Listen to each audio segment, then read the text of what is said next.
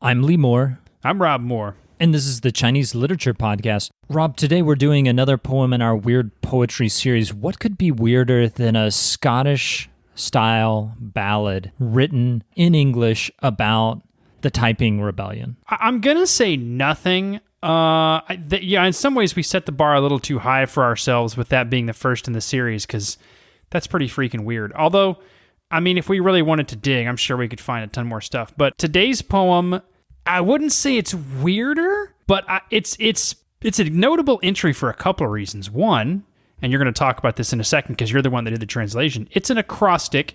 I only bring that term in the beginning here, ladies and gentlemen, in case you forgot. I don't know about you, Lee, but I remember writing acrostics when I was in like 5th grade or something, you know, and they're Something teaching like you that, about yeah. poetry. Yeah. It's not really the style you use if you want to be like a serious poet. That's more for kids, right? So first of all, it's an acrostic, which is weird. Second of all, it caused an enormous amount of trouble for a very powerful politician. Yeah. And I can't think of many cultures outside of China in which a poem could really mess up a politician's career. Well, it didn't really mess up his career. Actually, we're kind of getting into the podcast a little too early. Let's just jump in. And is it okay if I read the poem? Go for it, and then you can give us the background and stuff on it. So this is the earth-shattering poem that caused so much trouble. I'm going to just translate it. The east wind flicks the face, destroying the peaches and plums. The sparrow hawk easily takes flight, its brilliant prospect spreading out before it. The bright moon shines on the ocean. A hot tear falls. The wandering man climbs the tower, contemplating the desolate city. I take a rest from this burden I have carried my whole life, a dedication to my country. The people teach me and succeed in making money. Directly following it, anger rises, shaking all of China. For now, China waits for spring in all the land. So, the first thing I want to ask you, Lee, is if you read this, do you go, oh, wow, that's a piece of political dynamite right there? I mean, the second stanza, and I should mention this is divided into 2 stanzas. The second stanza does seem quite political, right? Like there is clearly something going on. There's, shaking all of China. China waits for spring in the land. Something's happening politically, but it's a little unclear why this is so earth-shattering if you just read it in English. But right. So what happens, Lee, if you read it in Chinese and pay attention to the arrangement of the characters? So, like we said, it's an acrostic, but in Chinese, acrostics can work in a variety of different ways, so it doesn't have to have the initial letter starting out being the main thing that creates meaning. So if you read this poem in Chinese, it actually has going diagonally from right to left a phrase which states, and I'm just going to read it in Chinese really quickly, and then I'll translate it. Li Peng Xia Tai Ping Min Fen. So that's Li Peng, step down, and release or lessen, lower, settle the anger of all the people. This poem, what makes this so crazy is this poem was published in the March 30th, 1991 edition of the Renmin Ribao, the People's Daily. And China is a society that has long had controls on what you can publish, particularly under the PRC, although that's been true on and off in various dynasties before that. You have this government that restricts what can be said. Poetry is a powerful voice for moral critique in China, I would say more than almost any other society that exists today. And so you can't say bad things about leaders in the official newspaper, which the People's Daily is as official as it gets. And so for this to get through the censors is huge. Now, Rob, do you remember who Li Peng is? I do. He was one of the officials, perhaps the most notable official behind the military crackdown in Tiananmen Square in 1989. Yeah, he's frequently called the Butcher of Beijing, although sometimes that phrase is put on Deng Xiaoping. Li Peng is the powerful official most associated with the hard line and the crackdown on students on June 4th, 1989. This poem is clearly a reference to that. It's interesting that even 2 years after the fact, you still have someone in government who's able to slip this poem into the overseas edition of the People's Daily and get it completely past the censors. Rob, what did you how do you understand this poem? Well, I was going to ask you, because you just mentioned it was for the overseas edition. So that would be, I would assume, being read by Chinese speakers in other countries, because why would you get the overseas Renmin日报in China? So do you think it's possible that it slipped through because there's not as much censorship for Chinese speakers in other countries as there would be domestically? Maybe. It's hard to say just because I don't know. I'm not a specialist on journalism, the history of journalism in China at that time, but it's still, I think that probably there is less of a heavy hand in the censorship in the overseas edition, but it's still fascinating that this kind of thing, I mean, it was such a big deal that actually at a press conference in 1991, Li Peng had to answer a question about it, and he essentially said, it's not that big of a deal. But of course, if a man who is the premier of China, who's one of the most important political leaders in 1991, has to answer questions about something, it is a big deal. Even if he's playing it off as if it's not a big deal, it is a big deal.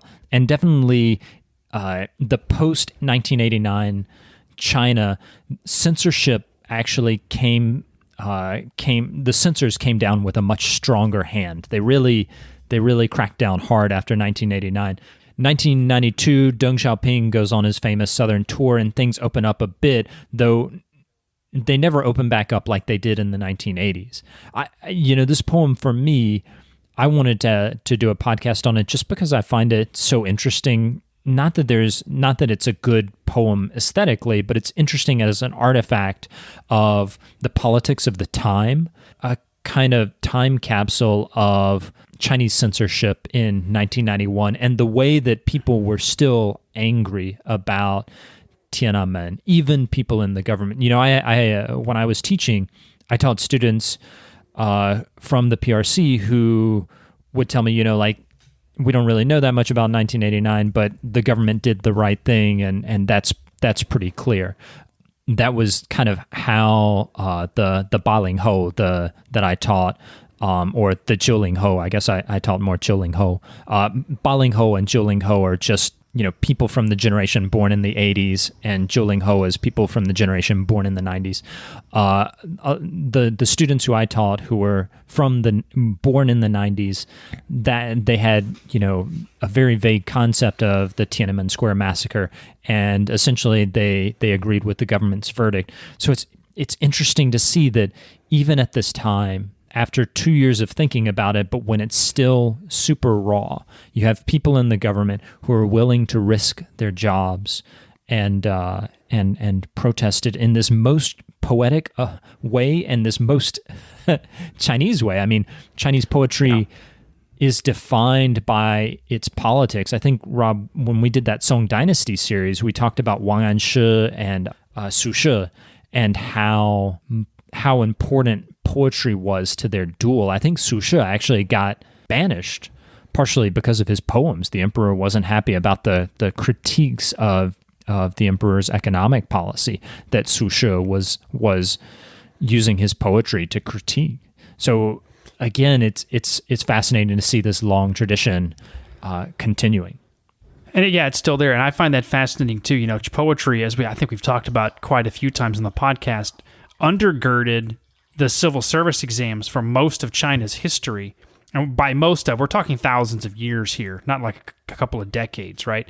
So you can't shake that. That was the way you proved you knew what you were talking about. And to some extent, it still is. I mean, there are more popular ways to make your voice heard. Internet fiction is one of them, but none of those carry any kind of weight or authority. Poetry does. Poetry, whether you're consciously doing it or not in China, draws on this very long tradition. And you see images like that in the poem. One line, I'll just read your translation. The wandering man climbs a tower, contemplating the desolate city. Every image in that line reminds me of another poem I've read. Climbing the tower, in the translation work I'm doing, I've already translated three Zi poems that have this image of someone climbing a tower to gaze out over the landscape in sadness. Super common, yeah. Yeah, super common. Contemplating the desolate city. That's Du Fu. That's basically any poet from the Tang writing about the Anlushan rebellion. Others as well. Poets of the end of the Southern Song when the Mongolians overtook Hangzhou used that kind of rhetoric, yeah. Wandering man, geez, how many images can we call up there? I mean, like I say, the stuff I'm translating now, I can probably think of a half dozen poems that had this image of someone just wandering and not knowing where they're going or wishing they could go home. That's one line. The first stanza fascinates me because it's almost like a catalog of images of things that you would expect to see in tons of poems. Peaches and plums, the east wind, the sparrowhawk, the bright moon on the ocean. I mean, it's just loaded with them. It's almost like the poet went, yes, this is an acrostic, but I want everyone to remember that what I'm calling on here is not just anger at this one politician, but the entire Chinese poetic tradition. I want the entire tradition behind me to give me weight. You know, it feels like an exercise in maybe poetic tourism or something. I wouldn't say any of those images are particularly well used. It's almost like he's consciously saying, hey, look, here's all the images you can think of. It's like that chapter towards the end of Ulysses where Bloom and Stephen are in the hospital, and each section of the chapter is written in a different style of English prose going back 1,000 years up to kind of contemporary writing. Yeah, of course. This particular poet is definitely not James Joyce.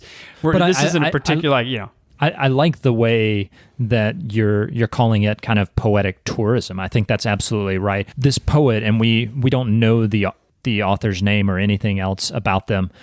They are they're more intent on making a political point rather than trying to create a great aesthetically pleasing poem.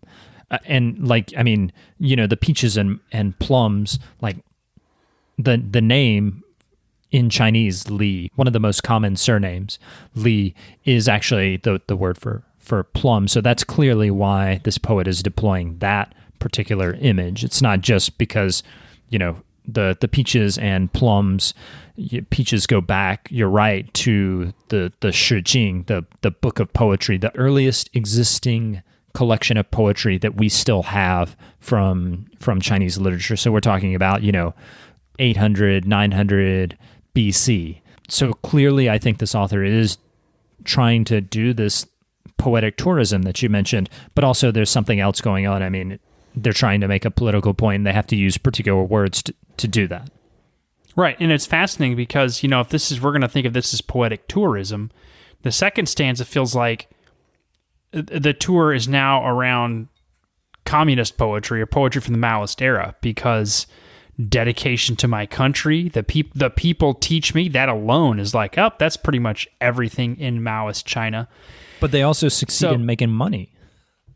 Right. But this is the other reason it's interesting is that these images are deployed and then in one or two cases sort of undermined or troubled, right? The people teach me and succeed in making money. The people aren't supposed to be able to, that's not a good communist thing, right? So is it meant to poke fun at that? Is it, what is it? What do we do? And like you say, it's not written in such a way that you go, ooh, I'm going to have to think about that. It almost just feels like a speed bump or something. It feels like they're trying to not try very hard, I think, right? That's a better way to put it. Yeah, exactly. I'm not trying to be deep or anything. Yeah, we kind of know that. Rob, do you have any other thoughts before we let this poem go and bury it with Li Peng himself, who died in 2019 just before COVID began to ravage the world? I'm just curious, and there's no way to know this is pure speculation. If someone wrote an acrostic about Xi Jinping, what in the world would happen to him? Because, and this is why I asked this, is that 2 years after Tiananmen Square, you would assume that censorship and the crackdown were so hardcore that nothing like this could survive, right? But it did. I'm not sure you could write this today. What do you think? I don't think you could get away with it. I think when I first got to China, I was surprised at how many gaps there were in the surveillance state. The tech just wasn't there. There was this impression in America when I got there in China in 2006 that it was this repressive surveillance state, and it certainly was repressive, but it was much less repressive than I expected. And one of the things I've noticed in my trips back to China, when I lived in China from 2006 to 2007, 2009 to 2010, and went back in 2014 and 2018 for a period of 1 or 2 months. Increasingly, you see the state getting better at repression. It's not that need to repress was not there. It's just that the tech got much, much better. And so the tech matched up with the intent. I think that this kind of poem wouldn't get very far in today's China in 2022, just because the tech is so good at stopping it. I mean, obviously someone could write this, but it would not circulate very far. I think certainly not an acrostic. Certainly not an acrostic. Yeah, I think I think an algorithm would absolutely pick up something like Xi Jinping step down and assuage the people's grief or something like that. Although, I mean, we've got to remember, I mean, I think a little more than a decade ago, you had the Hexie, the river crabs, and the Caonima, which was the grass mud horse, but it was also, it means something else in China, which we can't repeat on this podcast. It's something that one would suggest that you do to your mother. And that kind of escaped censors. I think, though, that in the decade since then, the censorship just has gotten more dialed in. It's more on point. Right. But stuff does get through. So, yeah. But anyway, dear listener, check out the translation, because we're going to put it on the website. We'll put the original and the translation on the website. And make sure you read the Chinese, or at least look at the Chinese. I think, Lee, you're going to still include your version with the acrostic section bolded so people can see how it looks, because the visual is pretty important. Yeah, I think I'll put a photo of the original publication up. That's probably a good idea. So as we're wrapping up here, social media stuff: Twitter, ChenLitPod, Patreon, Chinese Literature Podcast, and Chinese Literature Podcast @gmail.com. Send us emails. We love emails. Anything else, people? Contact us. Chat with us. Tell us how amazing we are. How amazing you are, Rob. Well, I'd settle for that. That's fine. All right. Well, let's bury this poem at Babaoshan Cemetery, where Li Peng is buried, and let's salute the great revolutionary Li Peng and the great revolutionaries Rob Moore and Lee Moore. Let's do it. I'm Lee Moore. I'm Rob Moore. And this is the Chinese Literature Podcast.